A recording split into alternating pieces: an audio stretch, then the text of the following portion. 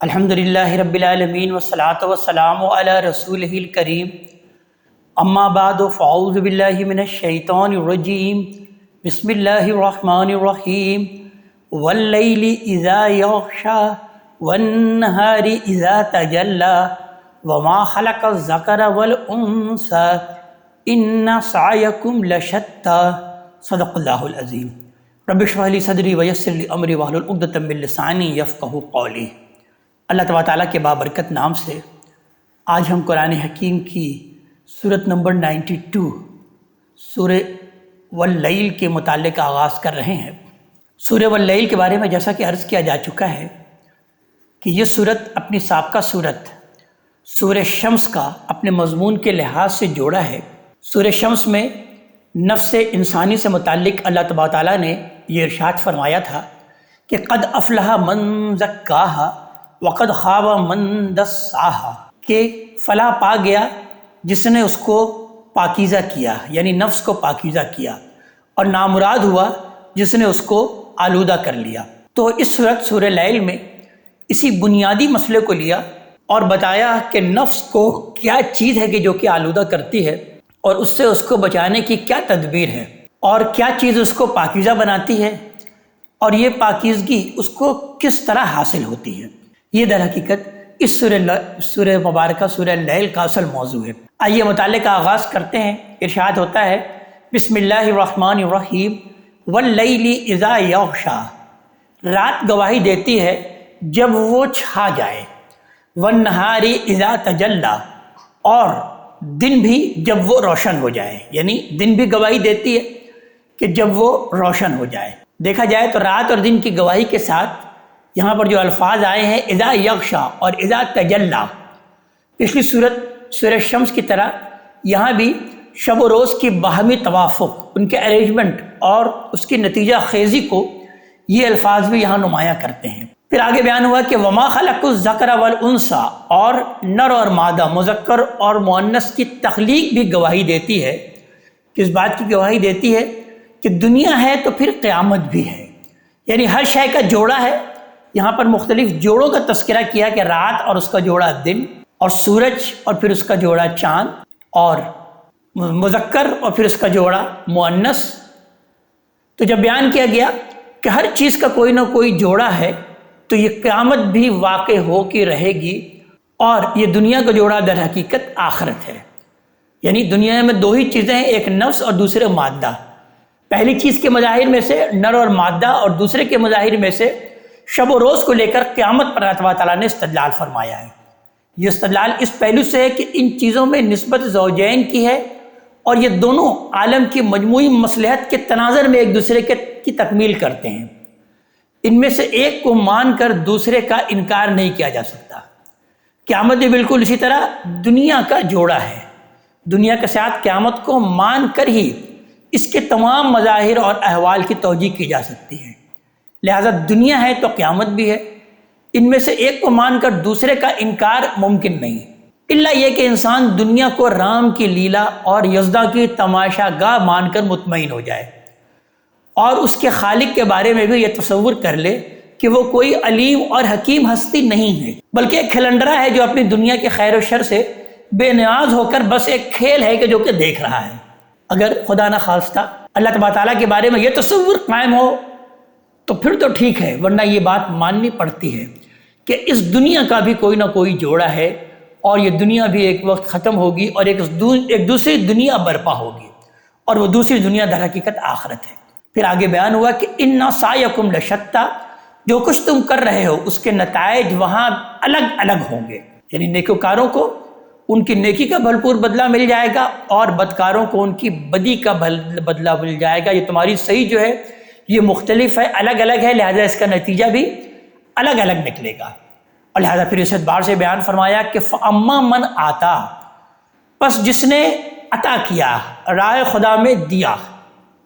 وَاتَّقَى، اور تقوی کی روش اختیار کی، پرہیزگاری اختیار کی، یعنی ریا اور نمائش کے لیے نہیں بلکہ اللہ کے خوف اور اس کی خوشنودی کی تمنا میں خرچ کیا۔ آیت میں دیکھا جائے جو آتا کے بعد اتقا کا ذکر آیا ہے، اس سے یہ بات آپ واضح ہو جاتی ہے کہ جو کچھ بھی وہ دے اللہ تبارک تعالیٰ کی رضا اور اس کی خوشنودی کے لیے عطا کرے۔ اور دوسری بات بیان ہوئی، دوسری صفت اس کی کیا بیان ہوئی؟ وصدق بالحسنی، اور اچھے انجام کو سچ مانا، یا دوسرے الفاظوں میں ہر اچھائی کی اس نے تصدیق کر دی۔ فَسَنُيَسِّرُهُ لِلْيُسْرَىٰ، اسے ہم سہج سہج آہستہ آہستہ راحت میں لے آئیں گے، سہج سہج آہستہ آہستہ اس کو ہم آسانی کی طرف لے کے جائیں گے۔ یہ ایک کردار بیان ہوا کہ وہ جو کردار ہے اس کے اندر اس 3 خصوصیات بیان ہوئی کہ سب سے پہلے تو اس کے اندر عطا کرنے کا جذبہ ہو، دینے کا جذبہ ہو، راہ خدا میں خرچ کرنے کا جذبہ ہو، کنجوسی کا مادہ نہ ہو۔ دوسرا، وہ متقی شخص ہو، تقویٰ کی روش اختیار کرنے والا ہو، اور اچھی بات کی تصدیق کرنے والا ہو۔ جو حق اس کے سامنے آئے تو اس کو فوراً مان لے۔ تو اس کے لیے اللہ تعالیٰ بیان فرما رہے ہیں کہ فَسَنُيَسِّرُهُ لِلْيُسْرَىٰ، ہم اسے سہج سہج کر راحت کے معاملے میں، آسانی کے معاملے میں لے جائیں گے، راحت کے معاملے میں اس کو لے جائیں گے، یعنی گویا کہ جنت اس کا نصیب ہوگا۔ اور دوسرا کردار بیان ہوا کہ وہ اما مم بخلا واستغنا، اور جس نے بخل کیا اور بے پرواہی کی روش اختیار کی۔ یعنی وہاں پر بیان ہوا تھا آتا، تو آتا کا الٹ بخل، اس کا اپوزٹ در حقیقت بخل، کہ اس نے عطا نہیں کیا، دیا نہیں، بلکہ بخل کی روش اختیار کی۔ اور وہاں پر الفاظ تھا تقویٰ واتقا، تو یہاں پر لفظ ہے واستغنا، اور بے پرواہی کی روش اختیار کی۔ شان استغنا، مستغنی والی زندگی، لاؤبالی پن، یعنی استغنا اصل میں اسے ہی کہتے ہیں کہ جس کو کوئی پرواہ نہیں ہے، لاؤبالی پن کی زندگی اختیار کی، یہ تقویٰ کے مقابلے کا لفظ۔ اور وَكَذَّبَ بِالْحُسْنَىٰ، اور اچھے انجام کو جھٹلا دیا، یا گویا کہ ہر اچھی چیز کو، ہر حق بات کی اس نے تکذیب کی۔ وہاں پر جو الفاظ بیان ہوئے تھے وہ کیا تھا کہ وَصَدَّقَ بِالْحُسْنَىٰ، اس نے اچھے انجام کی تصدیق کی، اس کو سچ مانا، اور اس نے اچھے انجام کو جھٹلا دیا۔ تو فَسَنُيَسِّرُهُ لِلْعُسْرَىٰ، اسے ہم سہج سہج سختی میں پہنچا دیں گے۔ قرآن میں یہ سنت الہی جگہ جگہ بیان ہوئی ہے کہ جو لوگ نیکی کی راہ اختیار کرنے کا حوصلہ نہیں کرتے، اللہ تبارک تعالیٰ ان کی باغ ان کے نفس کے حوالے کر دیتا ہے، ان کو اپنے نفس سے کوئی مزاحمت نہیں کرنی پڑتی۔ اس وجہ سے وہ سمجھتے ہیں کہ ان کی راہ نہایت ہموار ہے، نفس کی پیروی کرتے ہوئے وہ خوشی خوشی زندگی کی آخری منزل تک پہنچ جاتے ہیں۔ اس کے بعد ان کو اس مرحلے سے سابقہ پیش آتا ہے کہ جس کے بارے میں قرآن نے کہا ہے کہ سأرہقہ صعودا، میں اس کو چڑھاؤں گا ایک کٹھن چڑھائی۔ یہاں اسی مرحلے کی طرف در حقیقت اللہ تعالیٰ نے اشارہ کیا کہ فَسَنُيَسِّرُهُ لِلْعُسْرَىٰ۔ اس کے بالکل برعکس ان لوگوں کی زندگی ہوتی ہے جو ایمان اور عمل صالح کے راہ پہ چلنے کا حوصلہ کر لیتے ہیں، ان کو قدم قدم پر اپنے نفس کی خواہشوں سے لڑائی کرنی پڑتی ہے، اور اس لڑائی سے ان کو بتدریج وہ قوت حاصل ہوتی ہے جو راہ کے عقبات عبور کرنے میں ان کو مدد دیتی ہے، یہاں تک کہ اللہ تبارک تعالیٰ کی عنایت سے ان کے سامنے فَادْخُلِي فِي عِبَادِي وَادْخُلِي جَنَّتِي، سورہ فجر میں ہم پڑھ چکے، یہ ان کی آخری منزل آ جاتی ہے۔ تو یہ اصل میں 2 کنٹراسٹ، 2 کردار اللہ تبارک تعالیٰ نے بیان فرمائے۔ آگے آیت نمبر 11 میں اللہ تعالیٰ بیان فرماتے ہیں کہ وَمَا يُغْنِي عَنْهُ مَالُهُ إِذَا تَرَدَّىٰ، اور ایسا شخص جو کہ دوسرا کردار بیان ہوا، اس کے بارے میں اللہ تعالیٰ بیان فرما رہے ہیں، اور اس کے کیا کام آئے گا،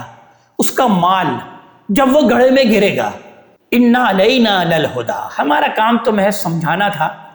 ہمارا کام محض ہدایت کی طرف ترغیب دینا تھا،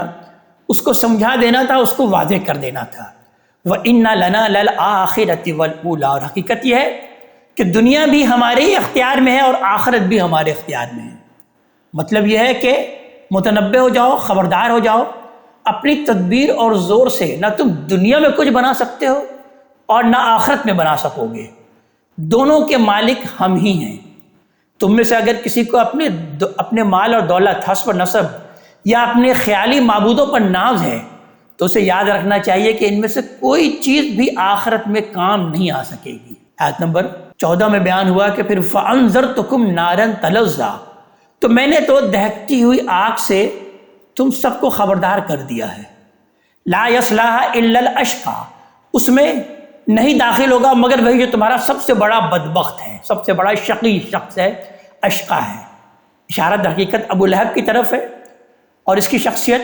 پھر ہم اس باب کی صورت کے آخر میں ہم دیکھیں گے سورہ معون میں، پھر جا کے سورہ لہب میں اس کی شخصیت بالکل نمایاں ہو کر سامنے آ جائے گی۔ الذی کذب وتولی، جس نے کہ جھٹلایا اور منہ پھیر لیا، وسیجنبھا الاتقی، اور اس سے یقیناً دور رکھا جائے گا وہ جو کہ انتہائی پرہیزگار ہے۔ اس سے مراد نبی کریم صلی اللہ علیہ وآلہ وسلم بھی ہیں، بعض مفسرین نے لیا، اور اس سے مراد حضرت ابوبکر صدیق رضی اللہ تعالیٰ عنہ بھی ہے بعض مفسرین کے رائے کے مطابق۔ الذی یؤتی مالہ یتزکی، جو اپنا مال اس لیے دیتا ہے کہ اس سے تزکیہ حاصل ہو۔ اس کو مال خرچ کرنے کا سبب کیا ہے؟ کوئی دکھاوا نہیں، کوئی اپنی ناموری نہیں، کوئی اس لیے نہیں کہ وہ سخی کہلائے، بلکہ صرف اور صرف وہ مال اس لیے خرچ کرتا ہے کہ وہ خود پاکیزہ ہو جائے، اس کو تزکیہ حاصل ہو، اس کا نفس پاکیزہ ہو جائے۔ قد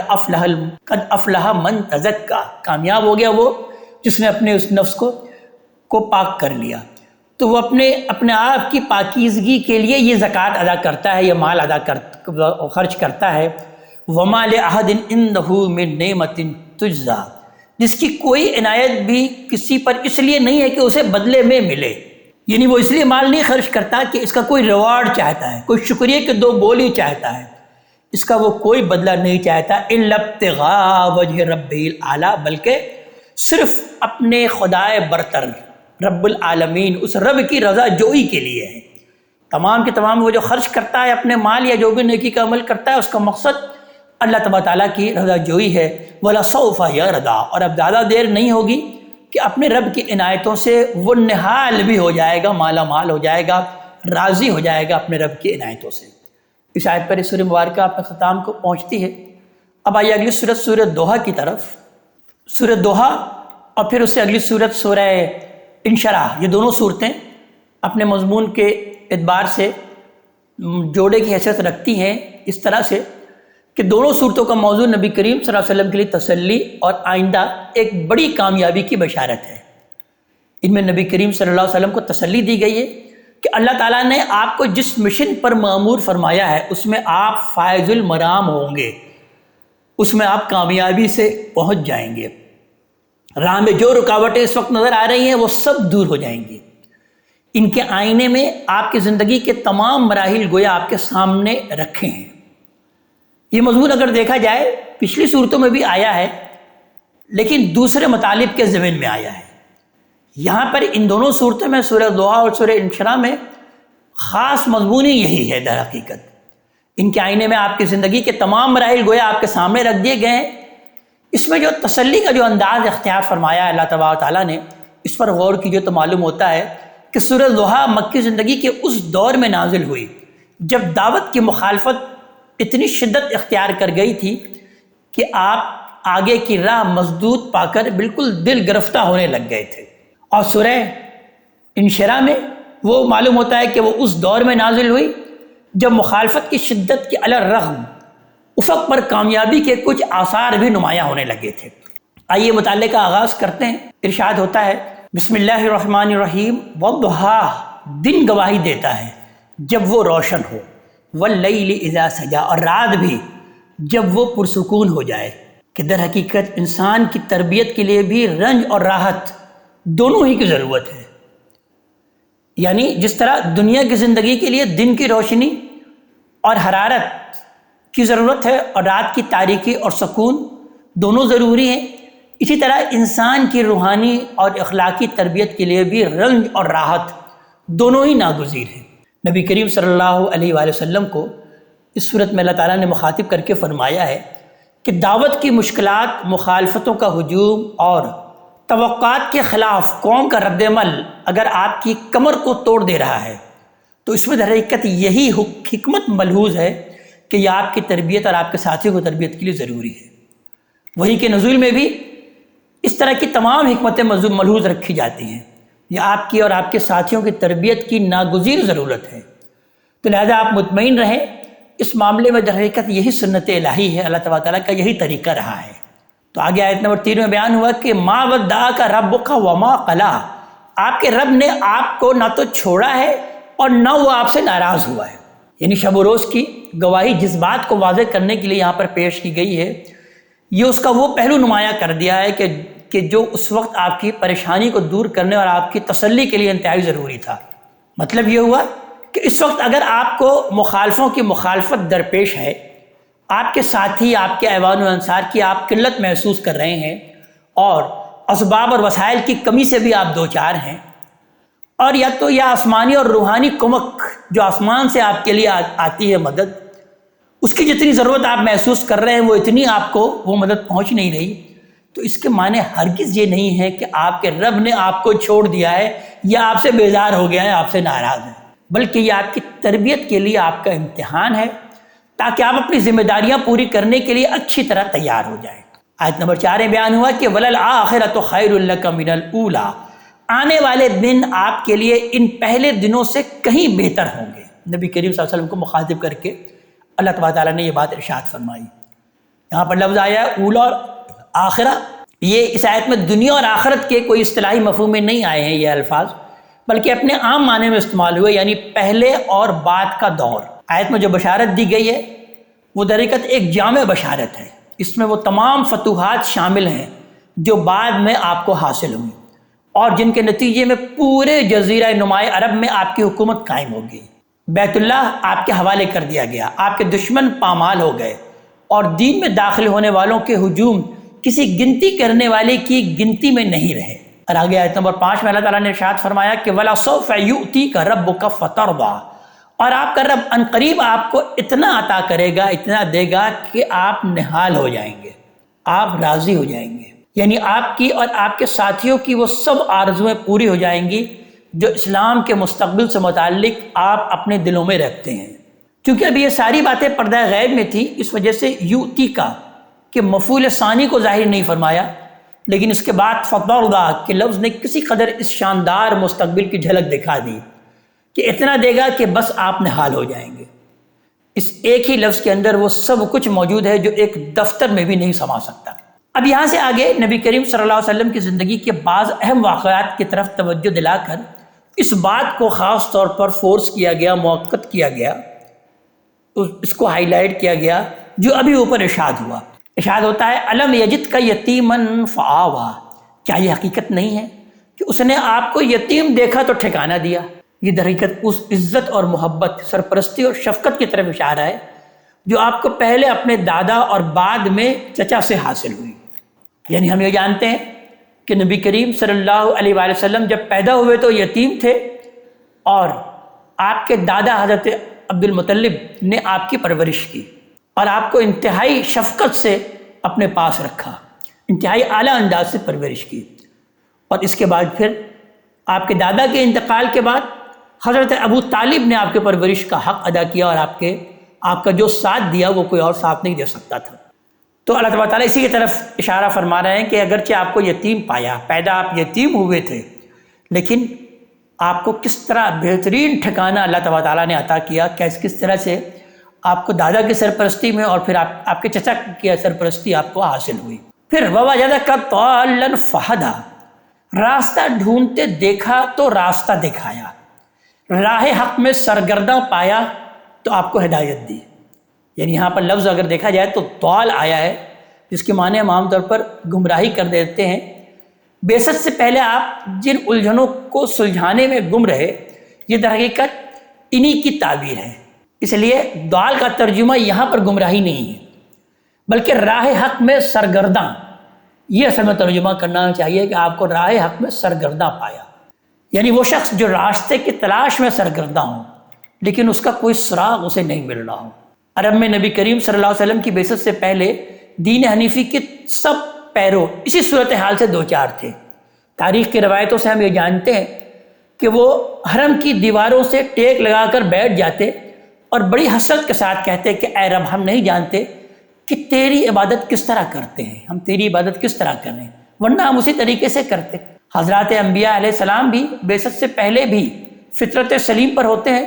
وہ زندگی کے ابتدائی دور میں بھی فطرت کے تقاضوں سے کبھی منحرف نہیں ہوتے، لیکن فطرت صرف عقائد اور اعمال کی موٹی موٹی باتوں ہی میں رہنمائی کر سکتی ہے، تمام عقائد اور ان کے سارے لوازمات کی نہ وہ تشریح کر سکتی ہے اور نہ تمام اعمال اور اخلاق کی صحیح حد بندی فطرت کے بس میں ہے۔ اس وجہ سے فطرت پر ہونے کے باوجود ایک شخص یہ جاننے کا محتاج ہی رہتا ہے کہ جس اللہ تبارک تعالیٰ کے وجود پر اس کا دل گواہی دے رہا ہے، اس کی صفات اور ان صفات کے تقاضے اور مطالبے کیا ہیں، اس کے کیا حقوق بندوں پر عائد ہوتے ہیں اور وہ کس طرح ادا کرنے ہیں۔ زندگی کی ایسی ضابطہ بندی کس طرح کی جائے کہ وہ پوری کی پوری اپنی بعید ترین گوشوں میں بھی اللہ تبارک تعالیٰ یعنی اس کے خالق کی پسند کے مطابق ہو جائے۔ جب تک یہ سوالات حل نہ ہو اس وقت نہ انسان کو حقیقی اطمینان حاصل ہو سکتا ہے اور نہ اپنے رب کے ساتھ اس کا تعلق ہی صحیح استوار ہو سکتا ہے۔ یہی سوالات ہیں جو پوری شدت کے ساتھ نبی کریم صلی اللہ علیہ وآلہ وسلم کے دل پر زندگی کے اس دور میں سوار ہو گئے جس کی طرف وَوَجَدَكَ ضَالًّا کے الفاظ اشارہ کر رہے ہیں۔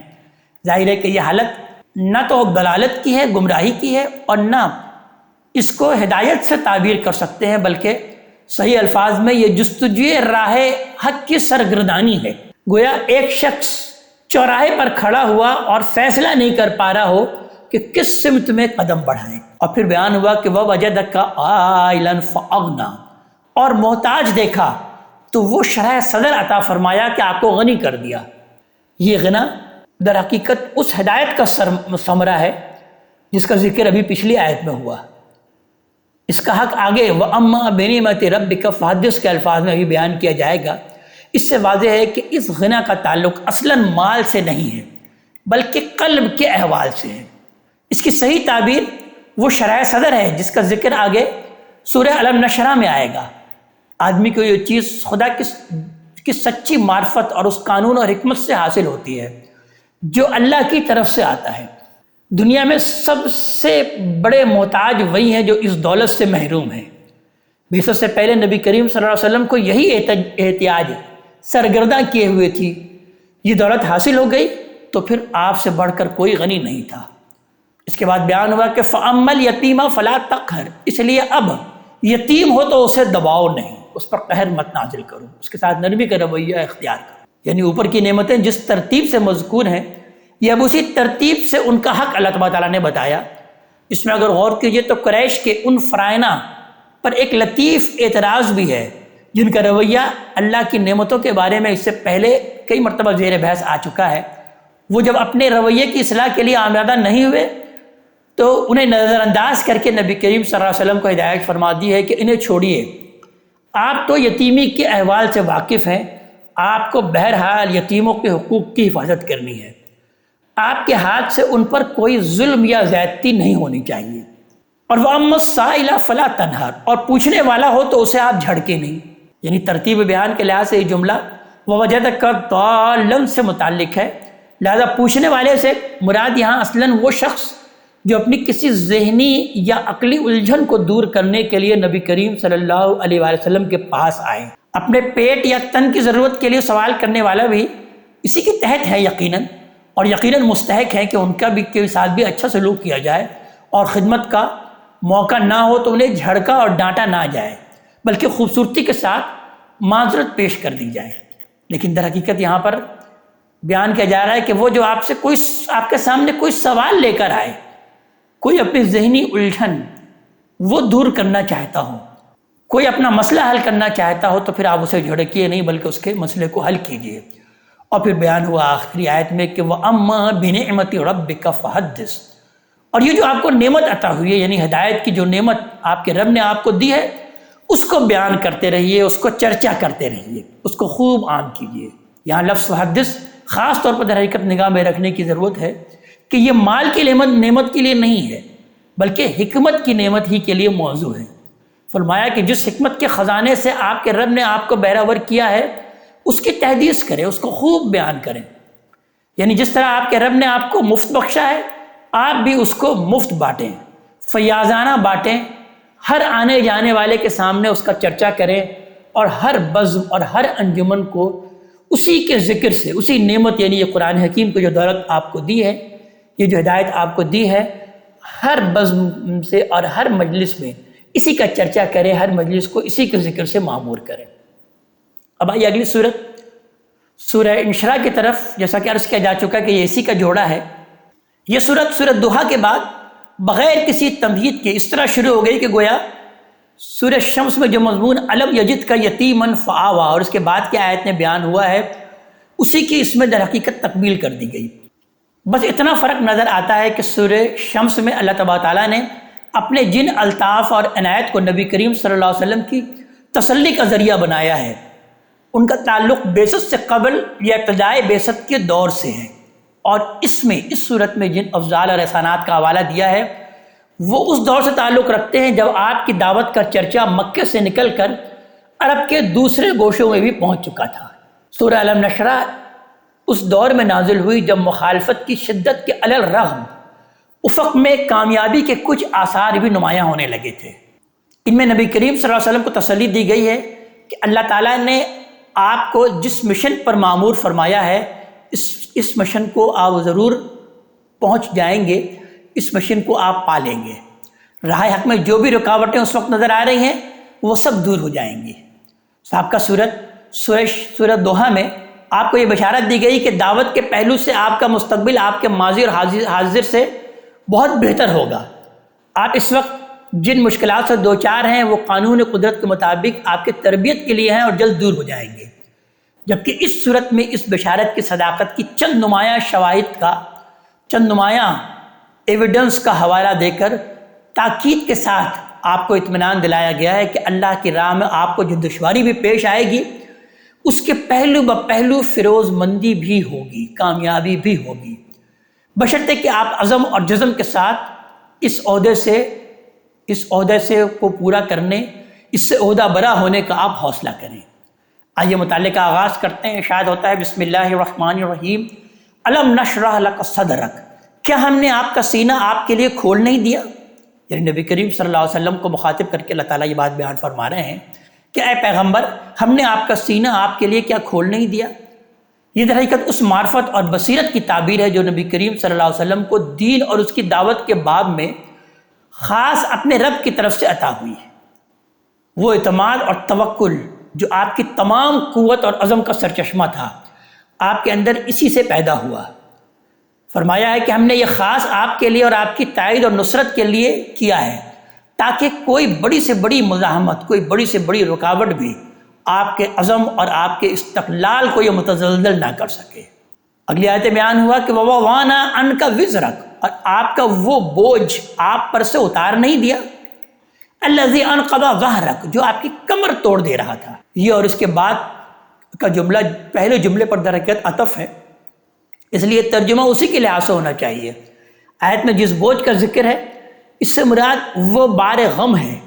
جو بعثت سے پہلے ہدایت کی راہ نہ پا کر اور بعثت کے بعد قوم کا رویہ دیکھ کر آپ اپنے اوپر محسوس کرتے تھے۔ اور پھر بیان ہوا کہ وَرَفَعْنَا لَكَ ذِكْرَكَ، اور آپ کی خاطر آپ کا ذکر بلند کیا، آپ کا آوازہ کیا ہم نے بلند نہیں کر دیا؟ یعنی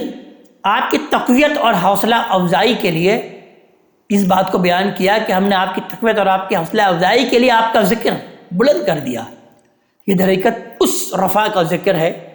اس رفع کا ذکر بیان ہوا یہاں پر کہ جب آپ کی دعوت کا چرچا عرب کے اطراف اور اکناف میں پھیل گیا تھا۔ مکے کے سادات جن کو نبی کریم صلی اللہ علیہ وسلم نے سب سے پہلے دعوت دی وہ تو ایک عرصے تک دعوت اور داعی کے مخالفت پر جمے رہے، لیکن حج کے موسم میں باہر کے جو لوگ آتے ان کے ذریعے سے یہ دعوت مکے کے اطراف خصوصیت کے ساتھ مدینے کے انصار میں پھیل گئی۔ پھر آہستہ آہستہ نہ صرف عرب کے دور اور قریب کے قبائل بلکہ ارد گرد کے دوسرے ملکوں میں بھی اس کا ذکر پہنچ گیا، اور یہ اندازہ کرنا پھر مشکل نہیں رہا کہ یہ آواز اب دبنے والی نہیں ہے، بلکہ جلد وہ وقت آنے والا ہے کہ بچے بچے کی زبان پر اس کا چرچا ہوگا اور گوشہ گوشہ اللہ اکبر کی صدا سے گونج اٹھے گا۔ تو پھر اس لیے اللہ تعالیٰ نے آگے آیت نمبر 5 بیان کیا کہ فَإِنَّ مَعَ الْعُسْرِ يُسْرًا، تو لہٰذا آپ مطمئن رہیں اس سختی کے ساتھ جو اس وقت آپ کو درپیش ہے ایک بڑی آسانی ہے، سختی کے ساتھ آسانی ہے، بڑی آسانی منتظر ہے۔ اس سے مراد وہ آسانی ہے در حقیقت جو آپ کو ہجرت کے بعد مدینہ طیبہ میں میسر ہوئی۔ آپ کی دعوت اسی کے نتیجے میں نہ صرف یہ کہ دور اقتدار میں داخل ہو گئی، آپ کو اقتدار اور اختیار حاصل ہوا، بلکہ اسی اقتدار کی مدد سے بالآخر پورے عرب آپ کے سامنے سرنگو ہو گئے۔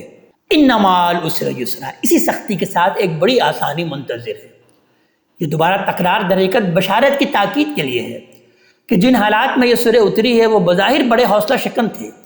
اللہ تبارک تعالیٰ نے خاص نبی کریم صلی اللہ علیہ وسلم کی زندگی کے تجربات کو دلیل کے طور پر پیش کیا کہ جس رب نے یہ سب عنایتیں فرمائی ہیں اس کی نصرت آپ کے ساتھ ہے۔ اب زیادہ دیر نہیں ہوگی کہ سختی کے دن گزر جائیں گے، راستے کے تمام مشکلات دور ہو جائیں گے اور بالآخر آپ اور آپ کے ساتھی اس منزل تک پہنچ جائیں گے جو رسولوں کے لیے ایک سنت الہی کے طور پر اللہ تعالیٰ نے پہلے ہی مقرر کر دی ہے۔ یہاں در حقیقت اجمال ہے، لیکن آگے چل کر سورہ نصر میں اس کی تفصیل اللہ تعالیٰ نے فرما دی کہ اللہ کی مدد اور فتح آئے گی، اور آپ دیکھیں گے کہ لوگ جوق در جوق اس کے دین میں داخل ہو رہے ہوں گے۔ اذا جاء نصر اللہ والفتح ورأیت الناس يدخلون فی دین اللہ افواجا، وہاں جا کر ہم اس کی تفصیل پڑھیں گے۔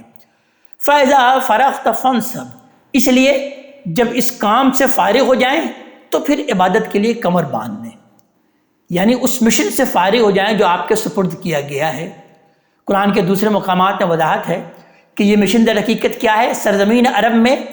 خدائی دینونت، اللہ تبارک تعالیٰ کے جزا و سزا کے ظہور